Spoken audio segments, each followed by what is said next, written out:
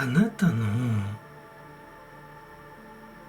価値、あなたの強さっていうものに気づいてはいたんだよね。だけど、なんだろうな、学生のノリが抜けなかったのかな。あなたのことを無視して傷つけるようなことをして走ってっちゃったよっていうのがね、見えるね。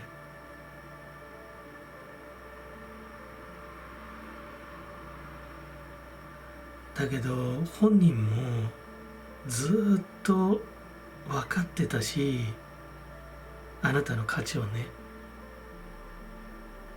だけどあなたのことをないがしろにして傷つけて、なんだろうな、結局学生なんだろうね。ひょっとすればもっと幼くて小学生が自分の好きな人に意地悪するような、三千とここにデビルがもうさんさんと輝いてるんだけど、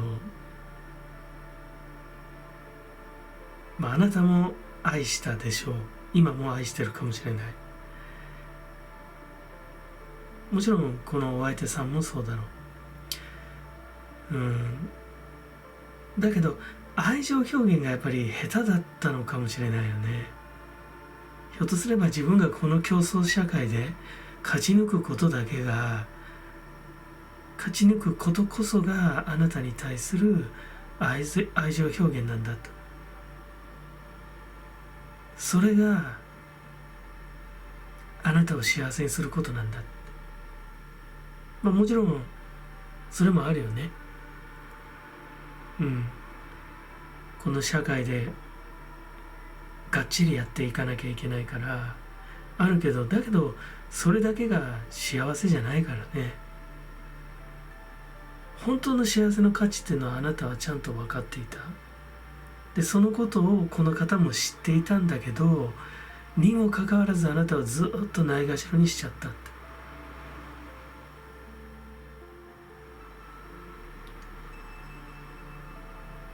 あなたに希望の光を感じてたんじゃないかな。とは言ってもね、気になるのがこのでかいトライアングルのこの悪魔さんが出ちゃってるんだけど、どうなのかな。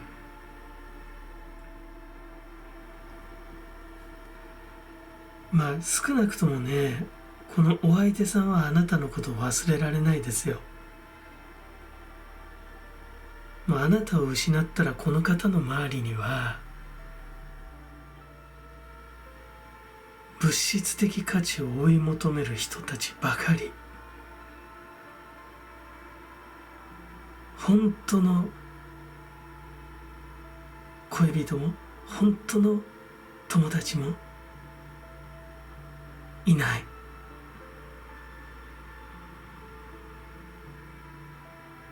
定時の波動に取り囲まれてるよ、この方。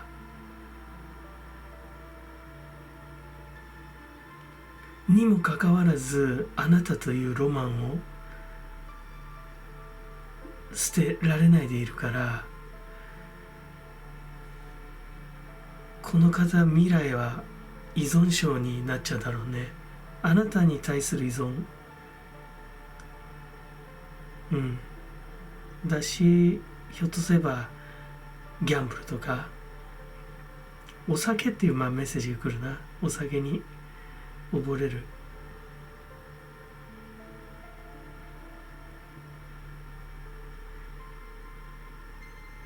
おバカさんなんだよね。本当は分かってるんだよ、本当の価値を。だけどそれを素直に言えないんだよ。むしろそんな自分の気持ちをあなたが理解してくれてるもんだって高く食ってるんだよ。それだからあなたをその存在な扱いする。釣った魚には餌与えないみたいな、そういう態度を取ったって。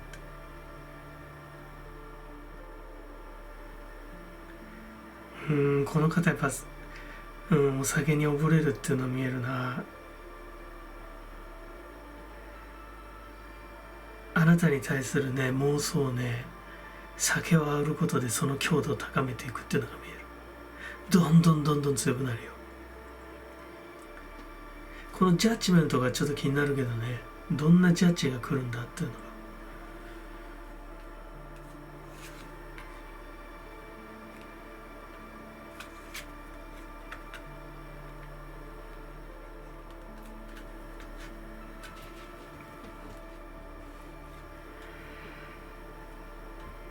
あなたを失っても、むしろ失うことであなたに対する妄想が膨らんでいく。よりこの方の中であなたの存在がキラキラ輝いていく。それはそうだよね。この方の周り今亡霊みたいな人たちばっかりで集まってるの。悪魔みたいな人たちに取り込まれて生きてるんだから。この方も完全に悪魔になりきれるんだったらそれでいいかもしれないけど、本当の価値を本当は知ってるんだから。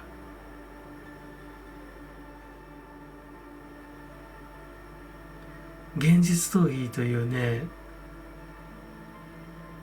酒ボトルの中にさ、救世主を見出してるよ。あるいはあなたを見出してる。その狭間でこの方は気が触れちゃうかもね。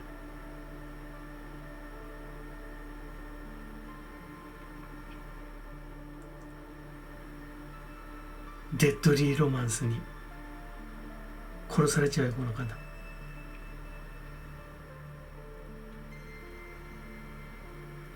酒に溺れるしかないんだもん。信頼する人が周りにいなくて、この方はもう競争社会で勝つことのみ、うまくやることのみ盲信して、年老いてなお物質的価値のみをね信じる人間に囲まれちゃってて、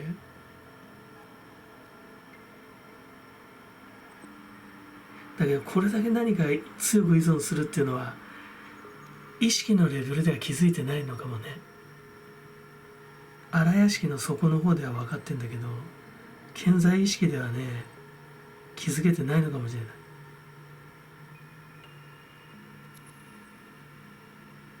もう丸腰でしょんぼりしちゃってるように見えるよね。これ忍者だけども、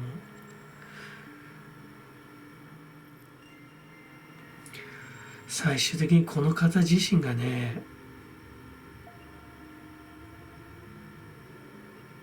ボトルの中にスプレー収まっちゃうよ。この方自身がお酒になっちゃうもん。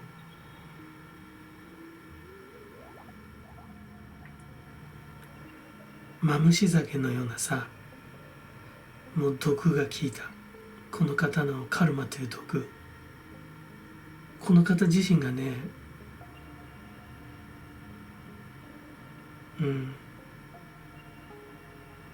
お酒になっちゃうな。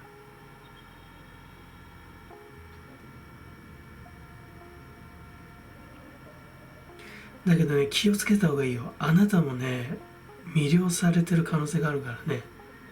でジャッジメントで何か大きな展開っていうのが何なんだろうかね。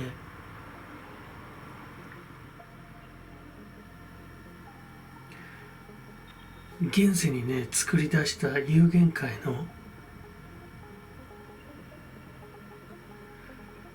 渦ヶ原のバスへのバーでねこの方のね酒ボトルが陳列されてる。でそこでねあなたにおいでおいでって言ってるよ。あなたを誘惑してる。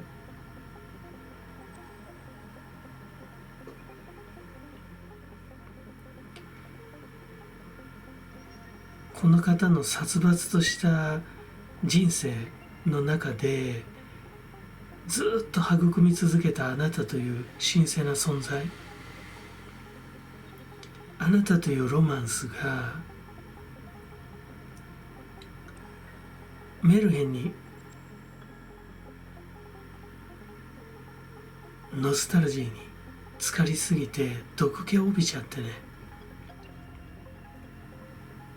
なんか背徳のバーボンみたいになっちゃったんじゃないかな。それにもう魅了されちゃってる。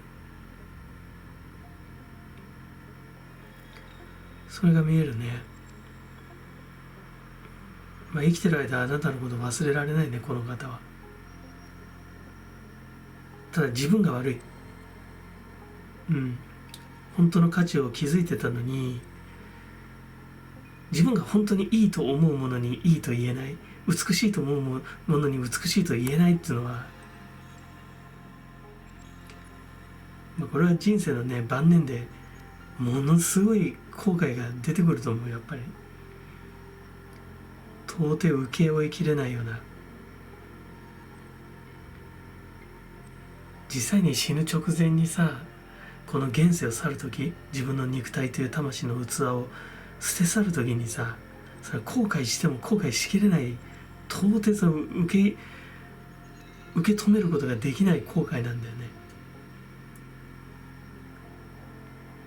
だからあなたというロマンスを屈折させることでね、背徳のバーボン、毒気を帯びたそのアルコールにこう溺れることで、この方はね、なんとか正気を取り持っている。もっと言えば気が触れることで正気を取り持ってるってことかな。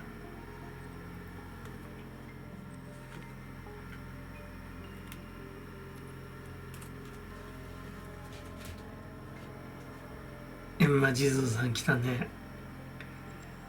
閻魔様だけどさ、地蔵様でもあるから優しいよ。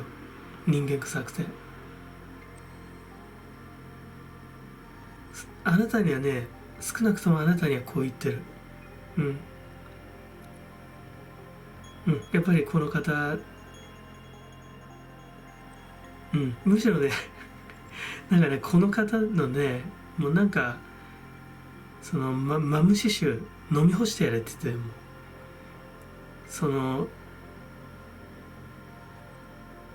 酒ボトルに閉じ込めたさ、この方のその背徳のバーボンか、もう飲み干してやれって言ってる。飲み干すことがあなたのカルマ落としだって。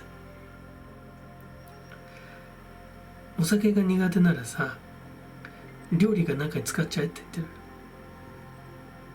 てる。アサリの酒蒸しかなんかにしていい隠し味になる。あなたの今後のね、活力ある未来のための裏原動力になるって。こんな男やもめのね、腐ったロマンスの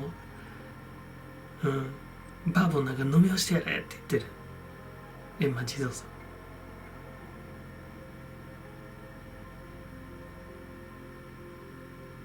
というのもね、あなたも一緒にね溺れる可能性があるからね。この方のね見てるロマンス、この方の背徳の世界に。今もね誘惑してるもん、あなたのこと。強烈に誘惑してるよ。さあおいでって、さあ俺と一緒に、もう飲んだくれようぜみたいな。もう一回あの頃のようにね、いい仲だった頃のようにさ、もう一回楽しもうぜって言ってるよ。もし本当にねこの方のロマンスにあなたものぼせ上がっちゃったらね、その時閻魔様のね断罪下るよ、ジャッジメントが。あなたというね本当の価値を知りながら嘘吹いた人生を送ってしまった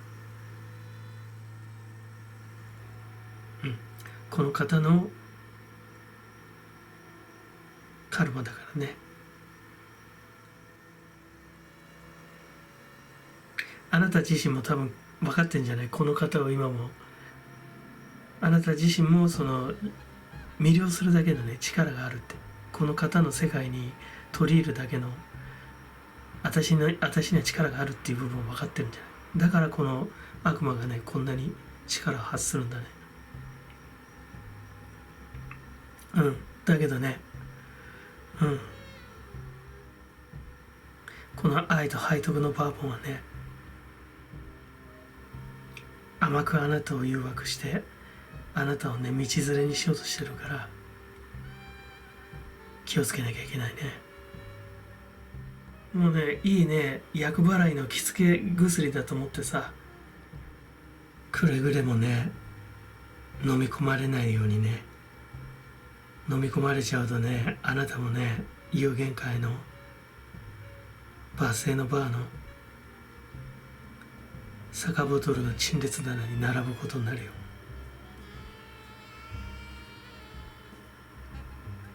愛と背徳のバーボンボトルが2本並ぶことになる。そんなことないわってね、そんなわけないじゃないって言うかもしれないけど、この方それぐらいのパワー持ってるよ。だからとても心配してる閻魔様。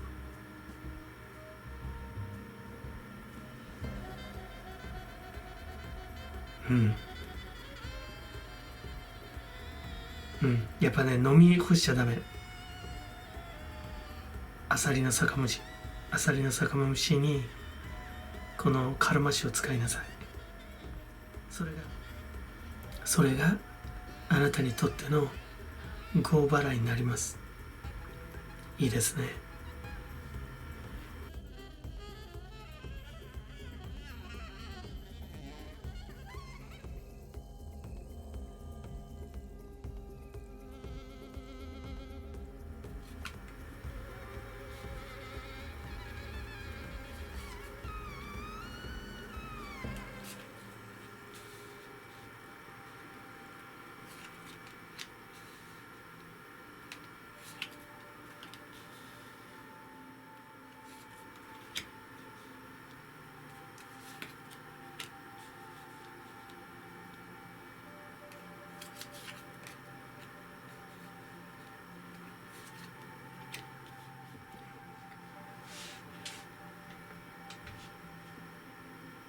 まあだけどラブラブだよね。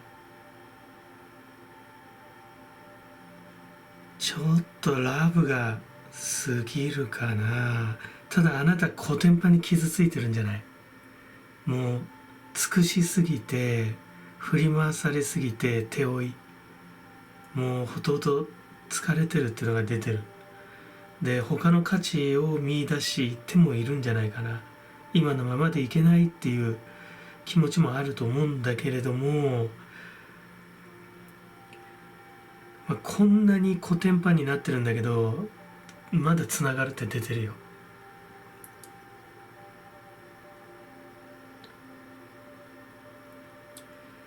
この方のね純粋さっていうのがまず一番に伝わってくる。でその次に伝わってくるのがその純粋さの本質っていうのは、この方はね他人に対する無関心、あたかも純朴な子供のようなね少年のように見えるかもしれないね。だけれども関心が自分にしかない。だからまた幼児なのよ。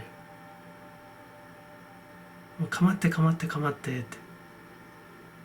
だからあなたに対しても本当に純粋な愛を見せるんじゃない。であなたもそういう純粋な愛を求めているからやっぱり引き合っちゃうんだよ、すごく。だけどあなたはすごく気づいてる、何度も疑ってるんだけれども、この方の前に行くと本当に純粋なレベルで結ばれちゃう。何度も何度も繰り返しやってんじゃない。もうヘトヘトに疲れてるんだけど、これでダメじゃないかと思うんだけど、また引き戻されちゃう。だけどこの方はあなただけじゃない。ひょっとすれば手当たり次第じゃない。周りの人たちに恋愛対象に手を出してるはずだよ。あなただけじゃないもん。こうラブを演じてんの、ラバーを。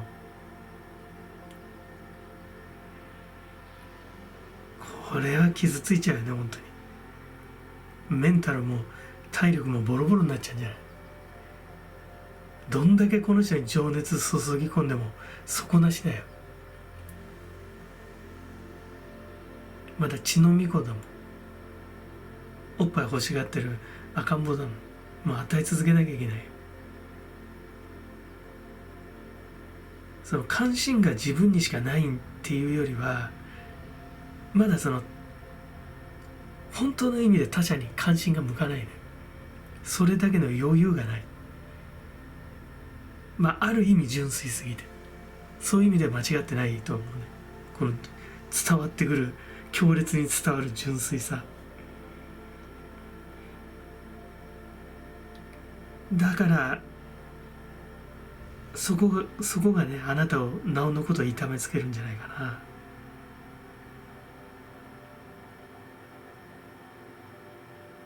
な。まあこれでかいトライアングルで、まあ今後もまだ囚われる、この縁を断ち切ることができない、そのパワーすごく感じます。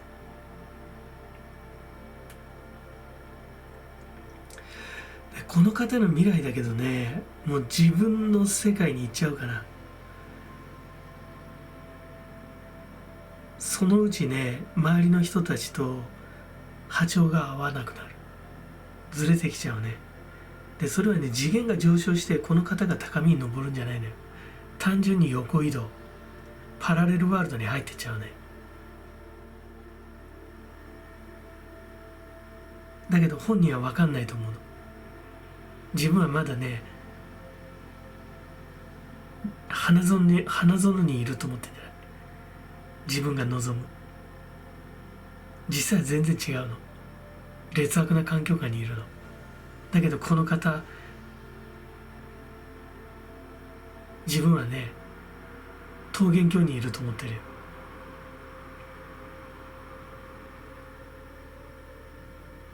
それは次元上昇ではない。パラレルワールドに入ってっちゃわない。この方の未来。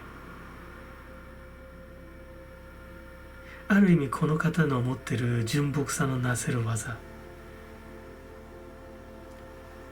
どんどんね、次元が横移動してって、横滑りしてって、最終的にはね、怖いよ、怖いけどね、過去の巣の上に行っちゃうかもしれないね。ジャック・ニコルソンになっちゃう。ジャック・ニコルソンに。それでも本人気づかないと思うよ。自分はまだパラダイスにいるって。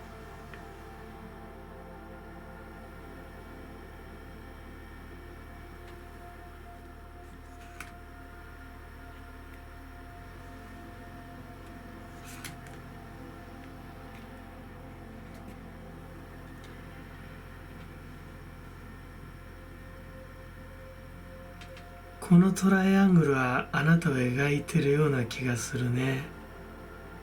まあとてもつらいっていう、まあ、メッセージと、まあよく取ればやっぱり終わりを望んでいるっていうふうに見える。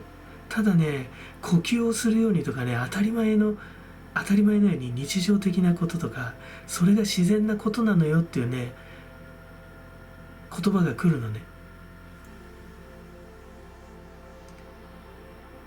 ひょっとすればこの方の死を望んでるとか、もしくはこの方との心中とかね、この真ん中に抱き合う、これ太陽だけれども、とても純朴な、ちょっと怖いぐらいの何か純朴さを感じるんだよね。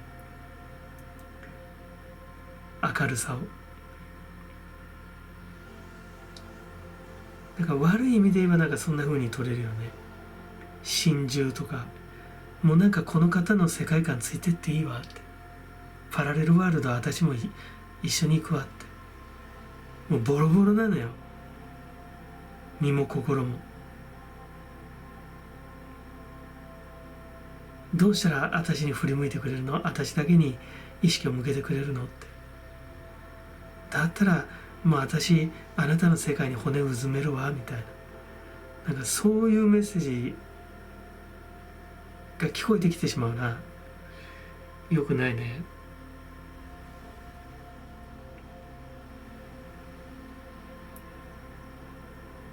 この方の未来はね、あなたが今感じているね、終末的なビジョンをね、引っ張ってくると思うよ、やっぱり。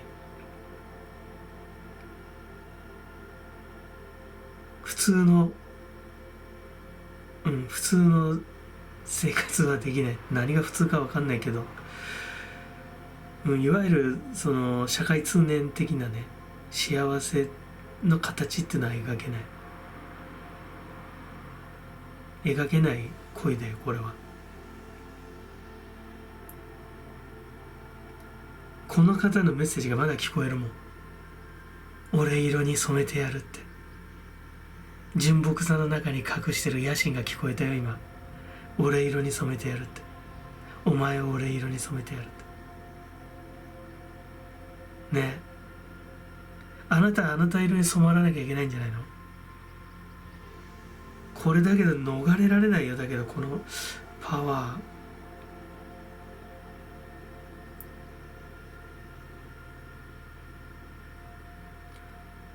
パラレルワールドっていうかパラノイアワールドに入ってっちゃうよ。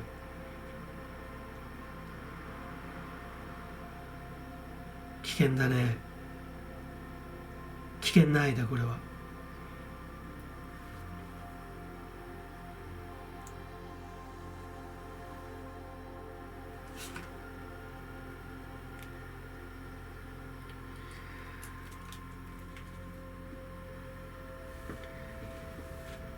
足神様怒ってらっしゃるんじゃないかな。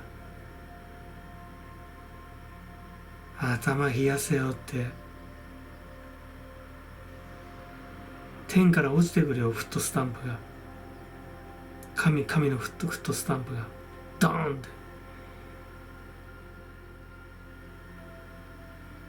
ちゃんと人の足の裏見なきゃダメだぞって。この人のね、この男の魂の青写真をちゃんと見なきゃダメだぞってメッセージ来るよ。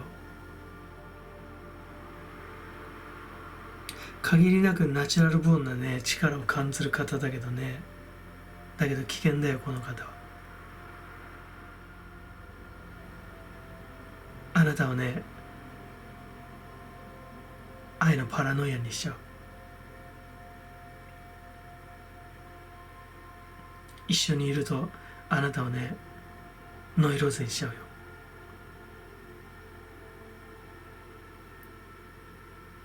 もうネクロフィリアの気質が出てるんだもん。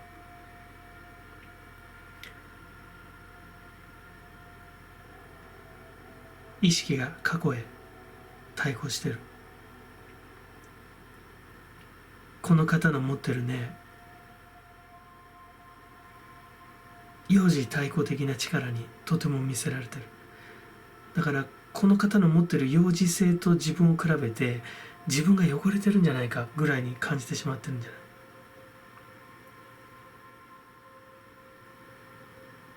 い。だけどワンドの9だからね、手負い。これ10までいったら本当あなた支えきれなくなるからね、もうね。わずかな余力で夢見てる状態だよ。この方はね、未来永劫ね、ナルシシズムの中にいる。本質的にはね、他者に関心が向かない。なぜなら子供だから。子供ってそうでしょ。人のことなんか考えられないじゃない。自分のことばっかじゃん。まだその余裕がないから。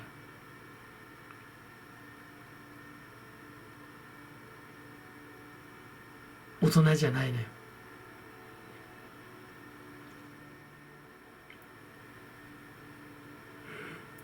あなたがね、この方のその持ってる純粋さ、ここではもう純粋さと言うけど、純粋さに自分自身を卑下してることをこの方は見抜いてる。それでこう言うんだよ。お前をもっと俺色に染めてやるって。ここへおいでって。いくつになっても俺はお前のアイドルだよって。お前が望むものを俺は持ってるよって言ってるよ。俺はお花畑にいるよ、桃源郷にいるよって。あなたが今も惚れてると信じ込んでんだよ。高く食ってんの。それは死に見せられることだからね。足神様怒ってるよ。目覚ませって。人の足の裏見ろって言ってるよ。ね。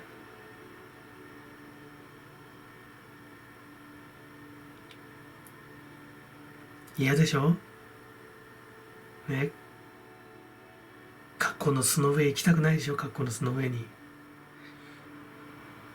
ジャック・ニコルソンのようなタフな男でも抜け出せないんだよ。もうそこ行っちゃったらね。だけどやっぱりね、強烈なパワーをね送ってるな。俺色に染めてやるって。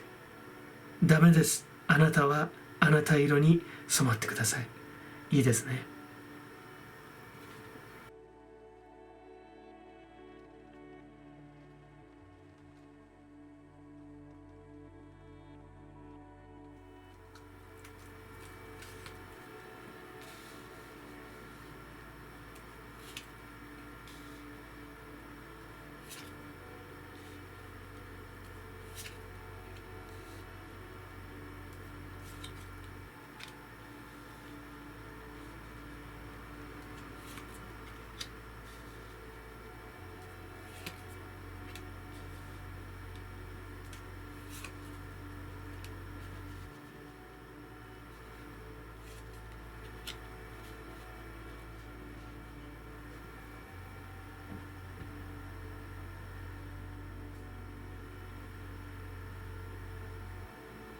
とても後悔しているっていうメッセージかな。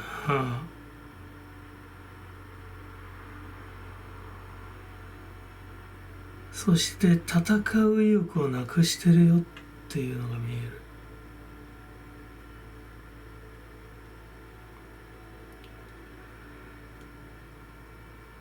この方にとってあなたがラッキーエンジェルだったかもしれないよね。あなたはあなたのエンジェルのお告げに従ってこの方から離脱した。比較的あなたを表すカードが安定しているっていうのが出てる。ただよほどひどいことをしたんじゃない、この方は。全部失ったっていうのが出てるからね。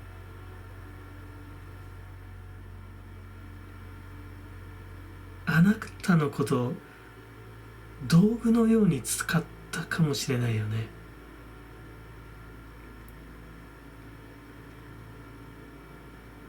あなたこの方との経験を経て随分鍛えられたよっていうのが見えるね。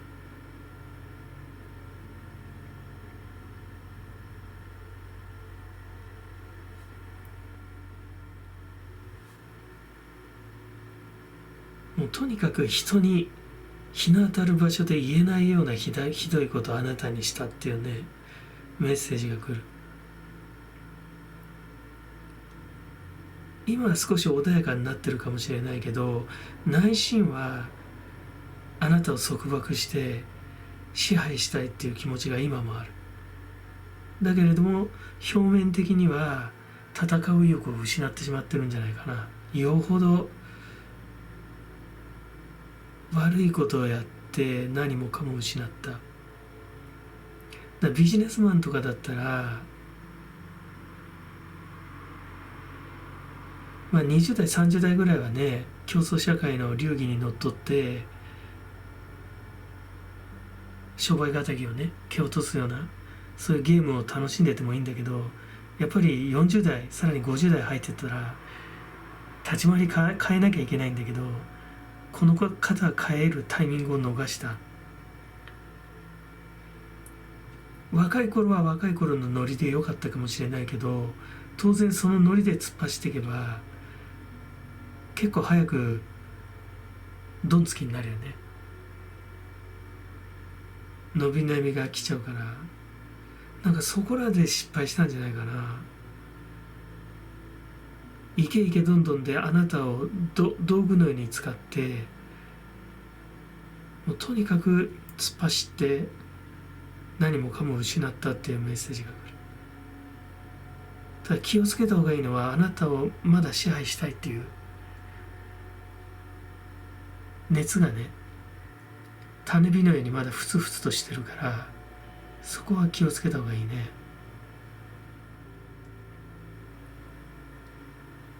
社会人として何かやらかしちゃったんじゃない？大きく炎上するような、もうやっちまったって感じで、この方との関係性はこの方がそこに到達する前にもう破綻してたと。でそれがあなたにとってのラッキーエンジェル、あなたの守護神様からのサインでもあって、いち早く抜けたよっていうメッセージが来る。この方にとってのラッキーエンジェルはあなた、いわゆるちょっと下品な言い方だけど上げマン。実のところあなたがこの方の運気を上げてた。だけどあなたを失うことによってこの方は何もかも失ったっていう、そんな構図が見えるな。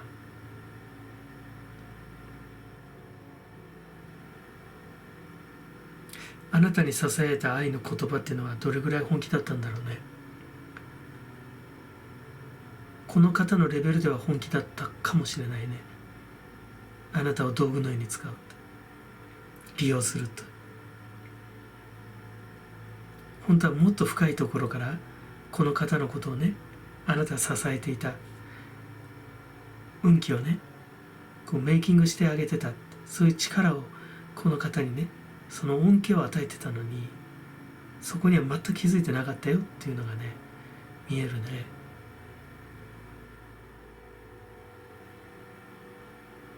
とんでもないことやらかしたよってね、メッセージが来るな。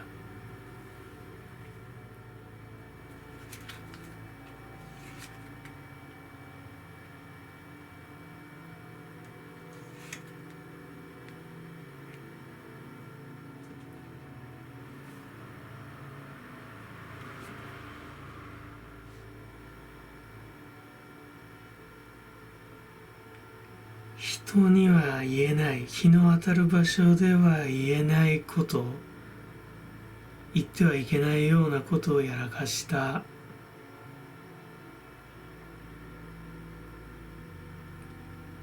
で昔はそんな悪ノリで突っ走ってたけど、もう行き詰まっちゃってる。で今は幼児対抗して戦う気力を失っていると。あなた絶対振り向かないとは思うんだけど、あなたを求めてるね。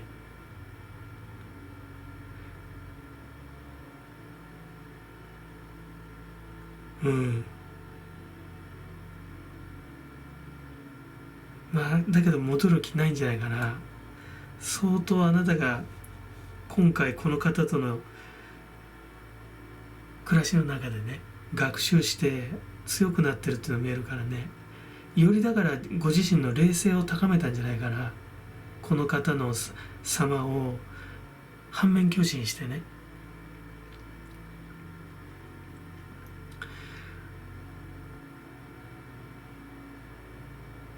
戻るとねまたあなたを支配すると思うよ。そのチャンスを伺ってるっていうのが見えるからね。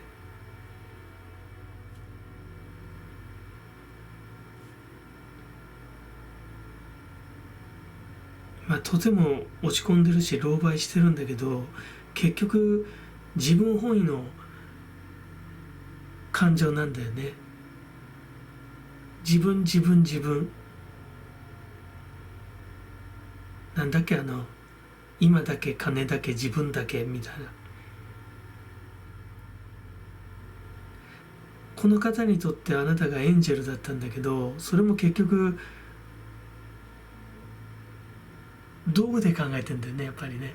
あなたのその恩恵の部分だけ汲み取っちゃってるって。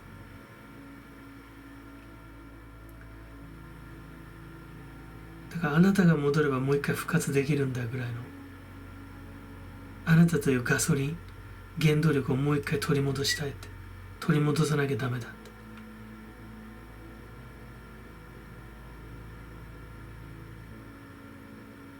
このカードあなたと考えたらもうシャットアウトだよね。もう知りませんって。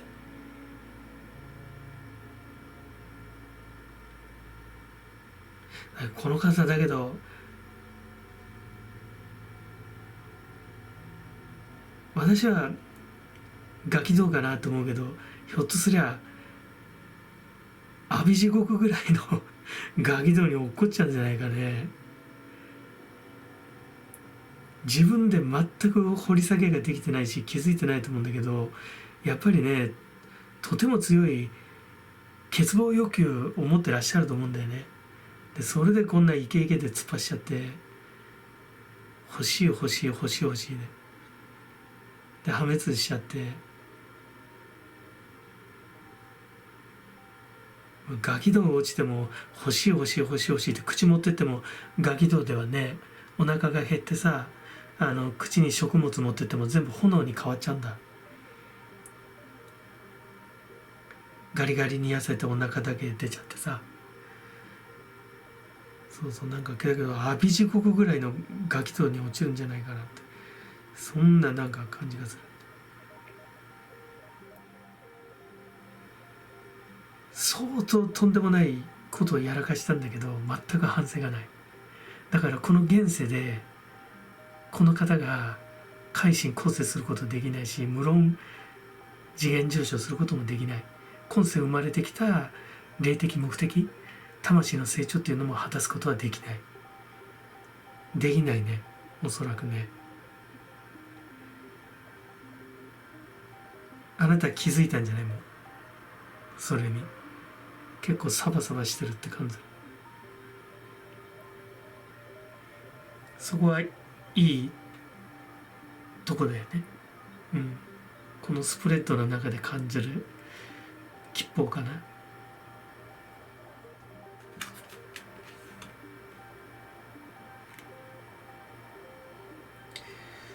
精霊の円卓。うん、これもやっぱりなんかここに隠れてんだけど、運命の後やっぱりすごくリンクするんだよね。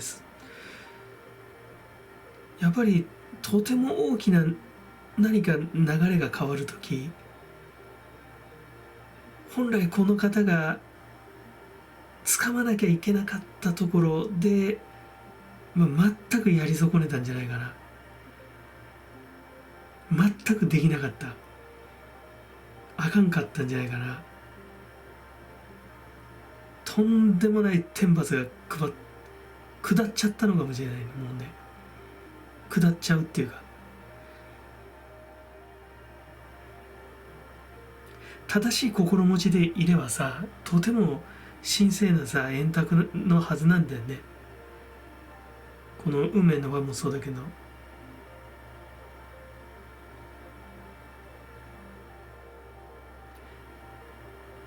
なんか今だけ金だけ自分だけのノリでそんな人生の全シーズン突っ走れるわけがないからね。人生の一季節そういう意識でさ突っ走ることがあってもいいと思うよ。そういうちょっとお茶くい時期がで、それで気づくことがあると思うから。だけどやっぱりどっかで気づいてやっぱり成長しなきゃいけない。それがやっぱり潮目を読むってことだし、また大きく成長するってことだと思うからね。あなたに対しても本当に手ひどいことをやったんじゃないかな。もう擁護の余地がない、弁解の余地がないことをあなたにした。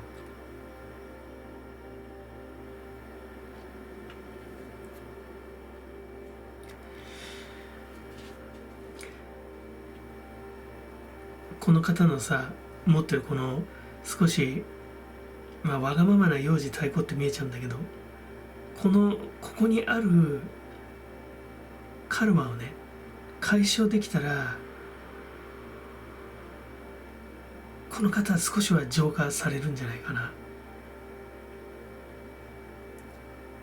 それでこのなんか円卓の神様が出てきてる気はする。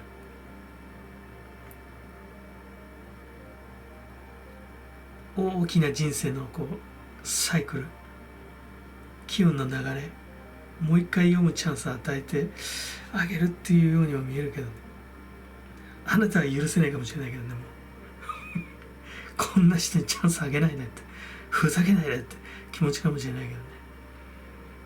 たまったもんじゃないわって私は。そうだね、なんかそんなメッセージが聞こえる。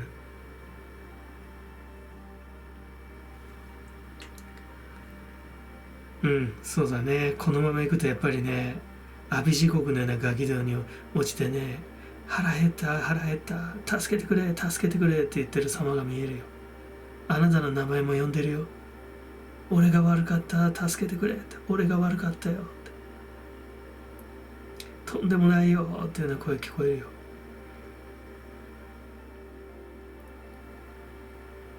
どう、そんな様を見てもあなた口を塞いでるね、塞いだままでいられるかなね。だけど許せないね。うん、こんな人は許せない。許しちゃいけない。